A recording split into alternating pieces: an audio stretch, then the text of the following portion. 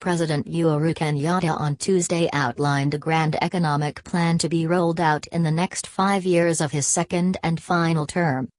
The plan, summarized in his speech, dwells on issues such as economic growth, health, education and social services, youth unemployment, corruption, land policy, governance and public service reforms. He also gave detailed policy prescriptions.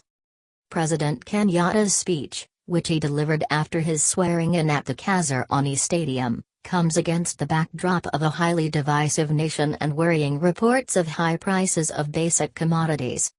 Health.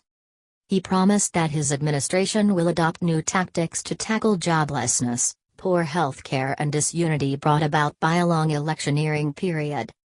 While pledging to be the president of all, including those who did not vote for him, Mr. Kenyatta stated proposals touching on all facets of national life of the more than 40 million Kenyans. On health, more Kenyans will now be incorporated into the National Hospital Insurance Fund, NHIF. Over the next 5 years, my administration will target 100% universal health care coverage for all households. My administration will ensure that 13 million Kenyans and their dependents are beneficiaries of this scheme. This vision will be driven by a complete reconfiguration of the National Hospital Insurance Fund and reform of the laws governing private insurance companies, he said. Housing. Civil servants, as well as non-government employees, can, from next year, buy houses under a program that will realize close to 500,000 new homeowners in the next 5 years. Funds for the project, according to the president, will be sourced from both the government and the private sector in a move aimed at reducing the cost of housing, which has been beyond the reach of most people for a long time. Policy and administrative reforms that are targeted at lowering the cost of construction and improving accessibility of affordable mortgages will be given first priority, he announced. Jobs. The president was bolder on tackling unemployment. He noted that the young population is a crucial asset for a strong and thriving Kenya. To create more job opportunities, an additional 1,000 small and medium-scale enterprises will be created in the agro-processing subsector.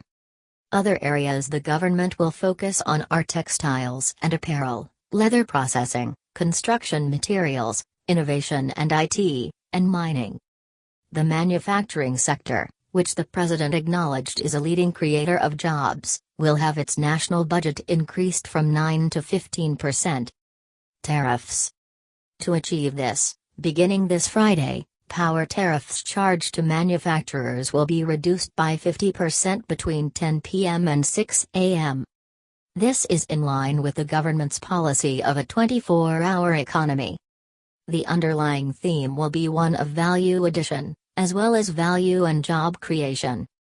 Whether it is our vegetables, tea, coffee, oil or gemstones, our policies and actions as a government over the next 5 years will be to ensure that as much value, and as many jobs, as possible are created and retained in Kenya, he said. The president's speech indicated that he is alive to the fact that Kenya, and Africa at large, have largely used politics for selfish gains at the expense of the country's prosperity. Politics. He was more specific when he said, "No one eats politics." For the last 50 years, we have watched as the Asian economies have risen to wealth, while much of Africa has stagnated. The difference is that they used politics to create vibrant economies for their people. In our case, we have pursued politics as an end in itself, rather than as a means to economic prosperity. This must end. And without fearing any political implications in his last term, the president warned public servants that it will not be business as usual. "I will not allow faceless bureaucrats and functionaries to deny the public the quality of service they deserve from their government," he cautioned. Corruption. During the occasion, President Kenyatta talked tough against corruption.